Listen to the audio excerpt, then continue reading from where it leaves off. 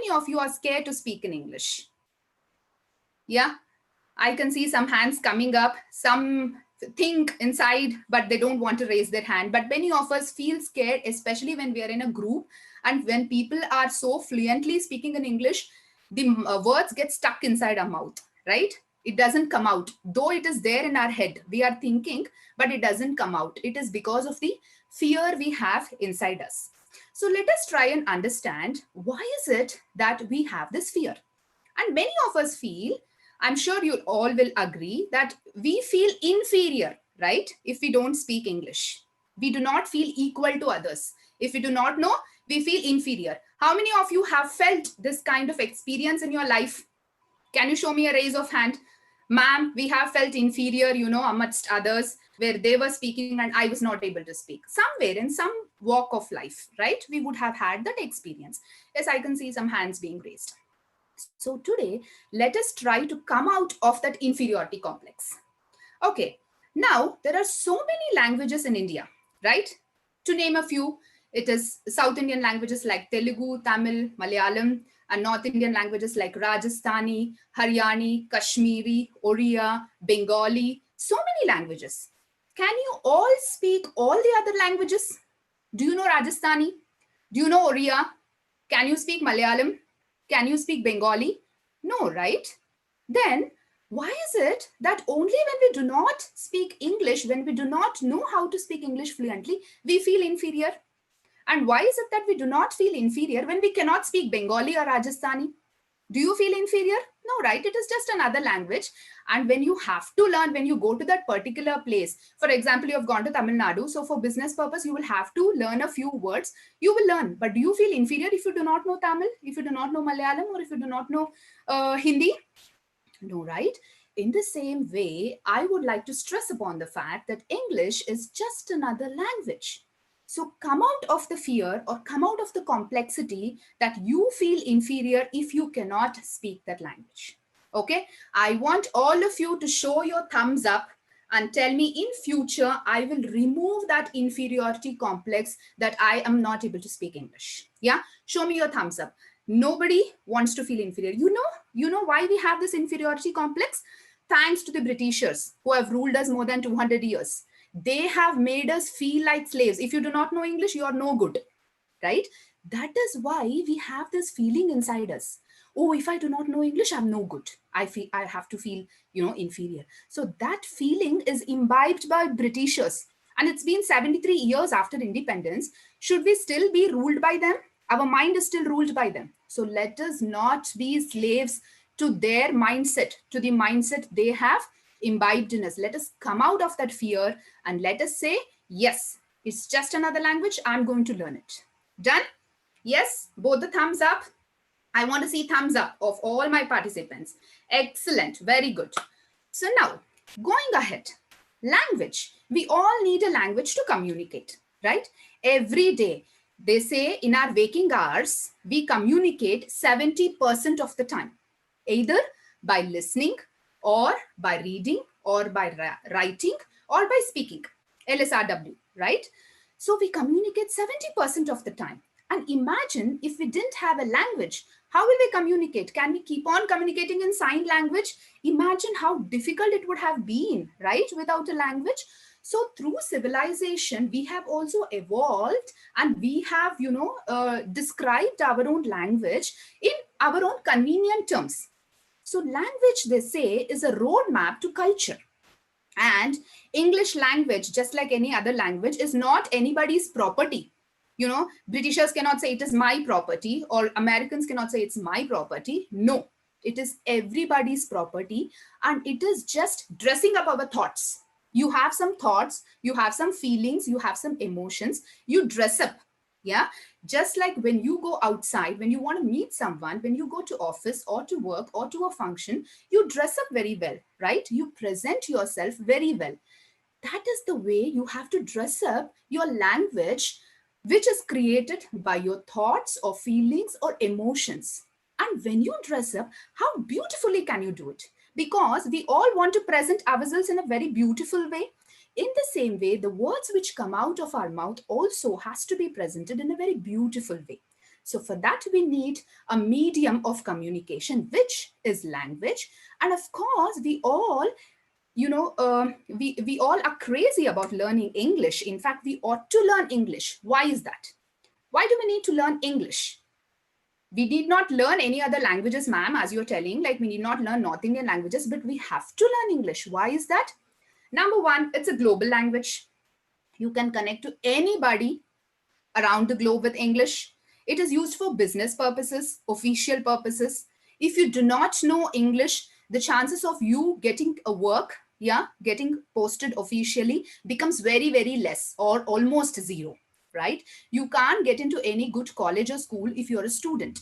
And also, you earn a lot of respect if you know the language. That mindset is still there. So these are some of the reasons where we have to learn English. We ought to learn English. But in actuality, 20% of the global population only speak English. It's just 20%. We think that English is the largest speaking language in the globe. No, it is not. Only 20% have English as the first language. For rest of them, English is not the first language, just like we Indians. It is not a first language, right? We have Telugu as our native language. We have Kannada, we have Tamil. English is only second language. But still, we can speak it so well. We can speak English, we learn English so well that India, amongst all other countries, has got the highest English speaking people. So kudos to us, Jai Hind, right? We have done it very well. We have created a record in that. And we do not have an influence of any, mother tongue or accent.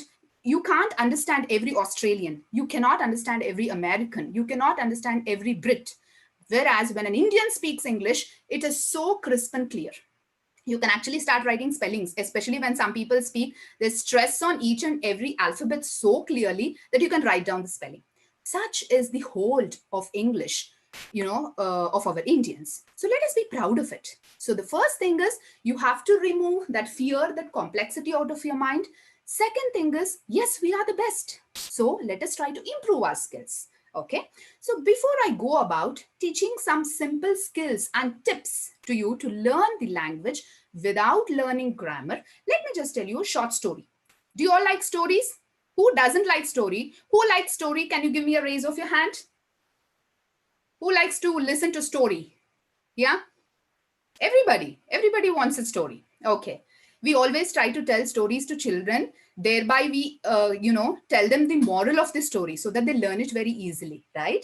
In the same way, I would want to recite a story today. Maybe some of you have heard of this story, but I personally have a likingness towards this because it has created a lot of impact. Once, there was a small village. Let's imagine this village was in Andhra Pradesh. And there was a beautiful temple in that village. One morning, at the doorstep of this temple, an orphaned child, a just born baby, was left at the doorstep of the temple. So, when the priest opened the door, he found this newborn baby crying. And that priest had nobody. He had no family. He was all alone. So he thought, it's a God's blessing. It's a boon which is given to me. So he started taking care of the child as his own. And that boy slowly grew up to be a young boy, maybe around 7 to 8 years. And he started doing some small petty jobs inside the temple. While the priest was chanting prayers, while he was performing the puja, this boy used to ring the bell in the temple whenever there was aarti. So for every aarti, he used to ring the bell. And also he used to clean the temple premises. So these two were his job, like ringing the bell and cleaning the premises. And he was doing it with utmost perfection and dedication. It so happened once the management of the temple changed. A new set of people came in and they had their own thoughts and ideas. They wanted more money, more popularity, and they wanted that temple to become very famous. So they brought a rule. They said that everybody who is working in the temple, they have to learn English. It is compulsory. English is compulsory, whether you're a priest, whether you're a cleaner or worker, whatever you are. If you're in the temple, you should learn English. I'm going to give you 10 days time. Within that stipulated time, you have to learn. If you do not learn, the only option left is you have to leave. Many people were so angry. Like if I'm supposed to, dedicatedly worship the deity, why should I learn English? I'm going away from here. And people left and went. For many people, it's bread and butter. They can't leave. So they stayed back. They tried to learn English, whatever minimum is possible. And they stuck to their jobs. This particular old priest, he was too old to learn English. So he decided he cannot do it and he wanted to just let go of it. And this small boy who was 7 or 8 years old, though he tried to learn, he could not learn in 10 days. So the only option for both of them was to leave the temple and go. So the priest called this boy and he said, "My dear son, I have taken care of you till now. These are my savings which I have." And he gave all the money which he had in a potli, that money bag, what you call. So he offered it to this boy and he said, "Please, this is my savings. You can please take it. And I'm very sorry that I'll not be able to take care of you in future because I myself am too old and I don't have anybody to take care of me, nor can I take care of you. So I'm going my way and please you find your way and this is the money you have." So saying, with a heavy heart, he just went his way. This boy was flabbergasted. He was so let down. He didn't know what to do. He started crying profusely. He started walking on the roads of the village. It so happened a truck was passing by and the truck driver recognized this child. "I have seen this child in the temple, so let me ask him. Let me inquire the reason behind his sadness." And when he asked him, he started crying even more. It happens to us also, right? When we are so emotional and somebody asks us, "How are you?" That's enough. We just break down. We start crying, right? At least somebody is asking, "How are you?" In the same way, the boy started crying profusely and he told his entire sob story, whatever happened from the beginning. And then the truck driver said, "Don't worry, my boy. I'm going to help you. I'm going to drop you in this truck to a nearby city. Okay. In a big city, you can definitely find one or the other petty job. And anyways, you have money with you. So be very careful not to give it to anybody. Keep it with you safely. I will drop you to a city. You can definitely find some job and you will be fine." So saying, he dropped him.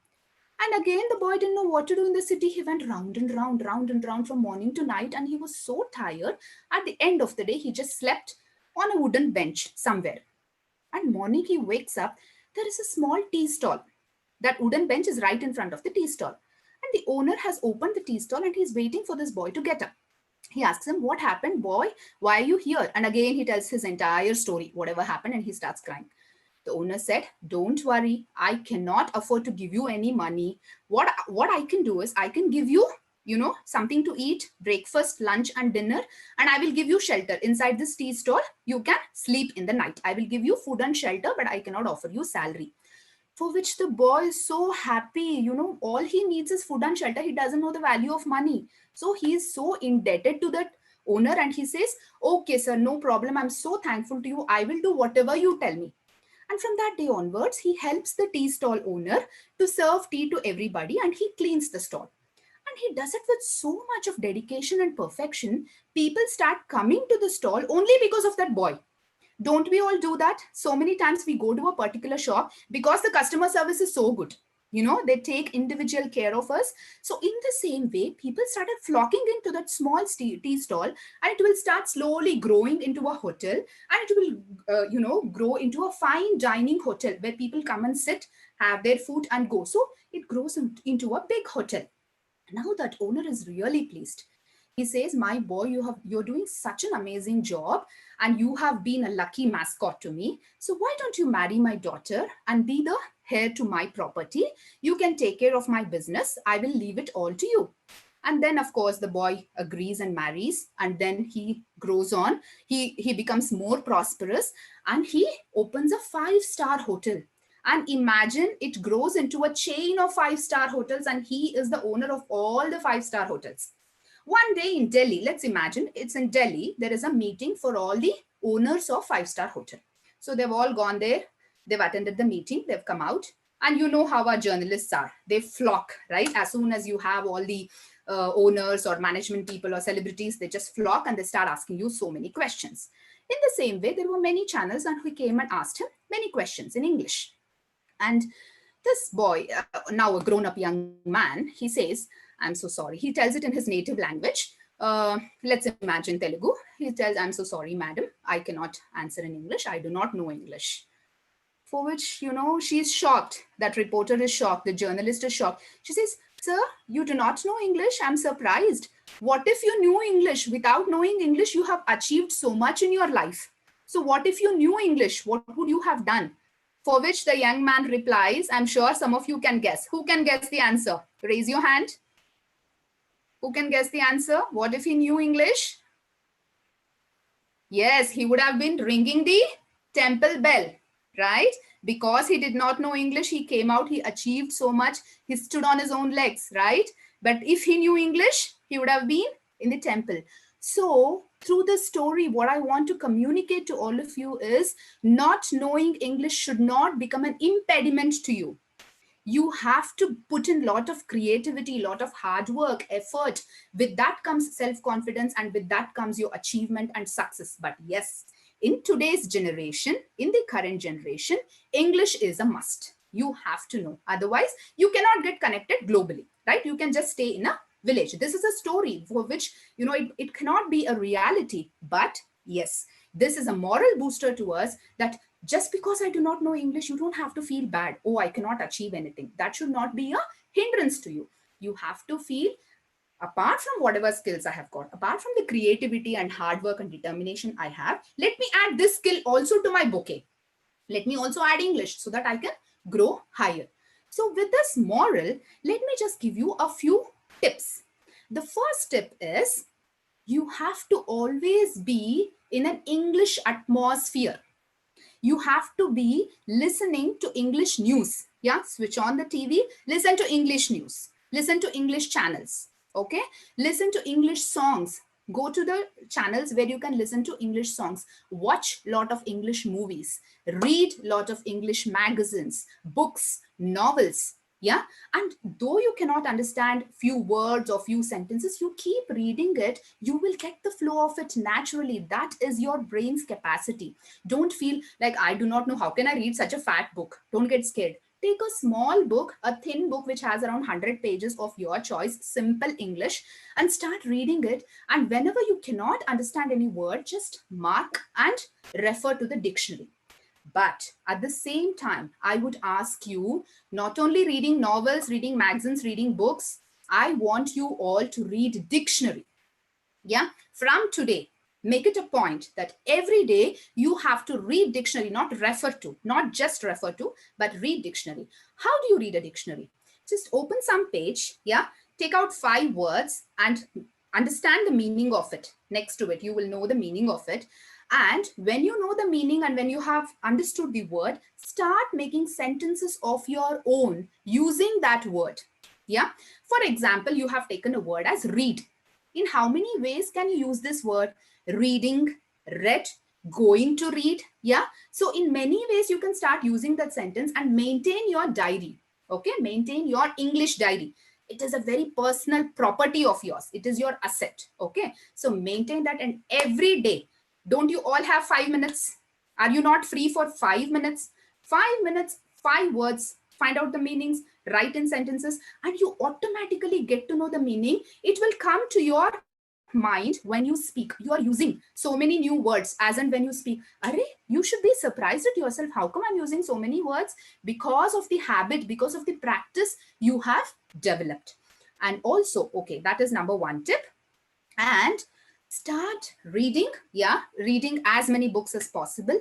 Start listening. See, from our infancy state, or from our childhood days, we have all learned how to read, how to write, how to speak, but nobody has taught us how to listen, right?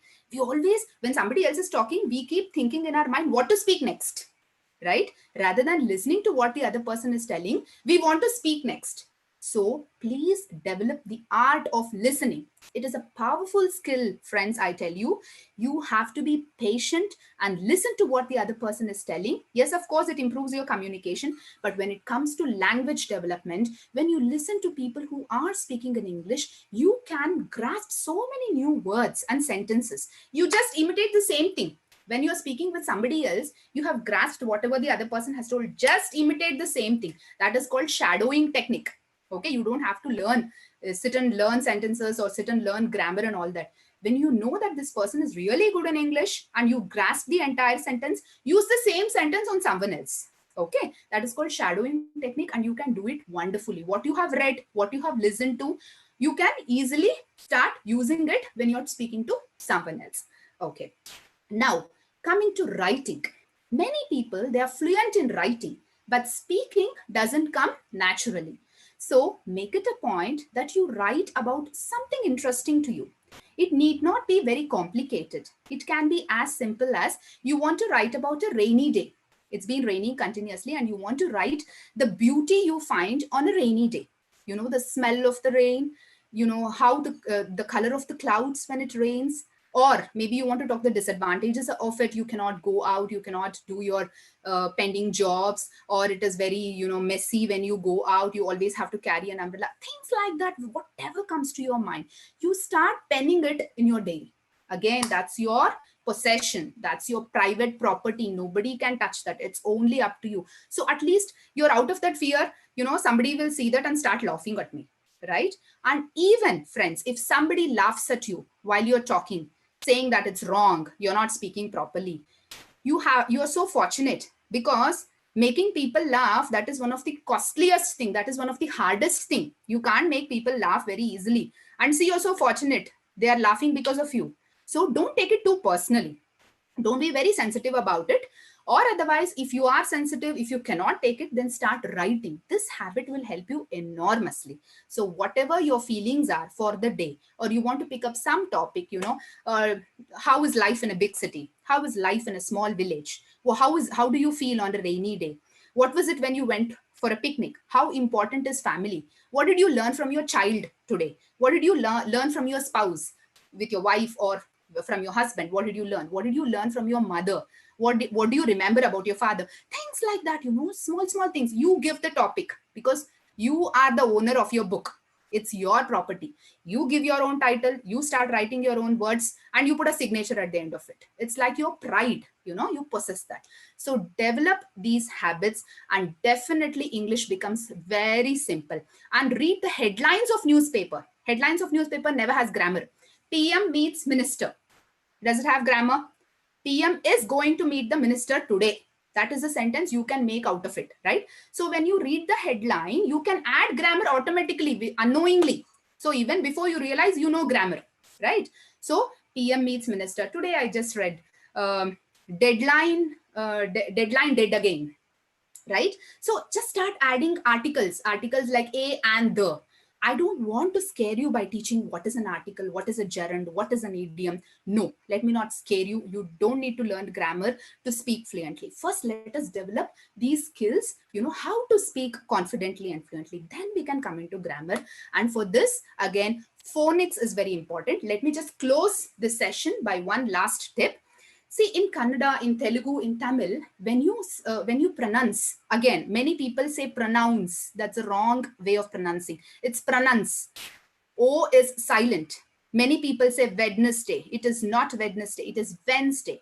D is silent. So English is a very tricky language. It's a tricky language. When you say A, B, C, D, and when you say apple, you don't say apple, right? It's apple.